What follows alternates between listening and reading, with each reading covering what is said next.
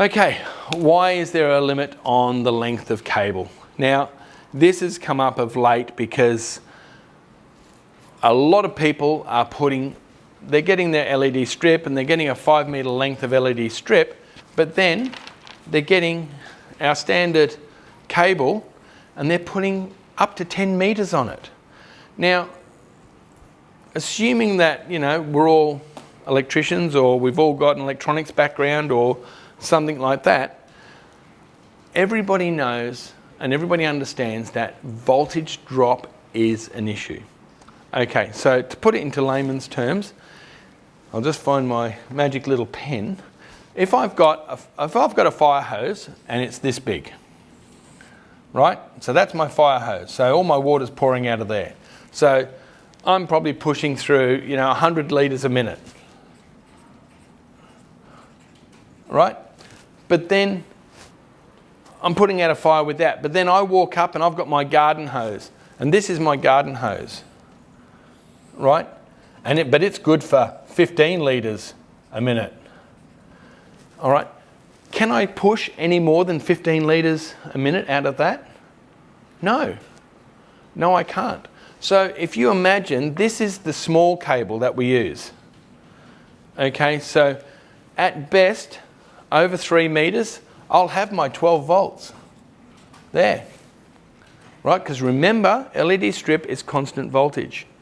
I'll have my 12 volts there. But that's at 3 meters.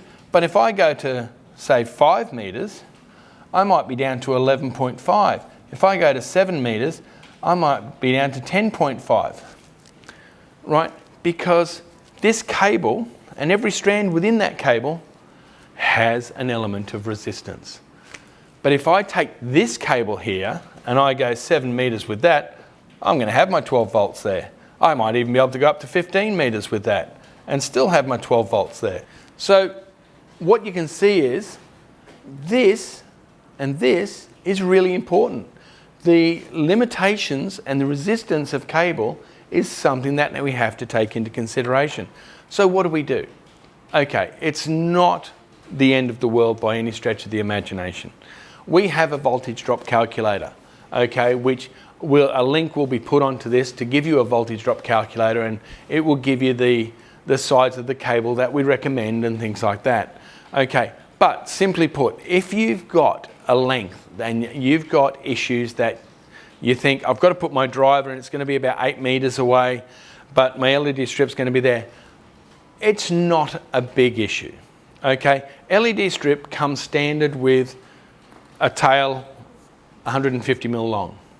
Okay, use that tail, solder it on as we've asked you to solder it on, or if you want to, you can always use the clamshell or the X1 connector, but use that cable. But in between that and where your driver is, put another piece of cable about that long on where your driver is, but use a thicker cable between.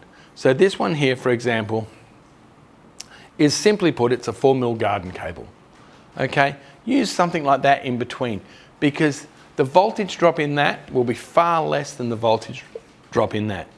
Now your LED strip relies on a constant voltage, so the more consistent you get that 12 volts to the end of that strip, the better quality your colors are going to be, the better quality and better control you'll have over your LED strip. But if your voltage gets down anywhere below 10 volts, you're going to have struggle controlling, and also it will look very dim, and on certain colors it will look very different to what it should do. Voltage at the strip is really important, but it's an easy fix. Okay, get your strip with 100 mil, 150 mil tails, and then get your bigger cable and run your bigger cable through. Okay, if you've got RGBW, don't forget you need more than one core. All right, so in conclusion today, we've gone through what is an LED, how does an LED work.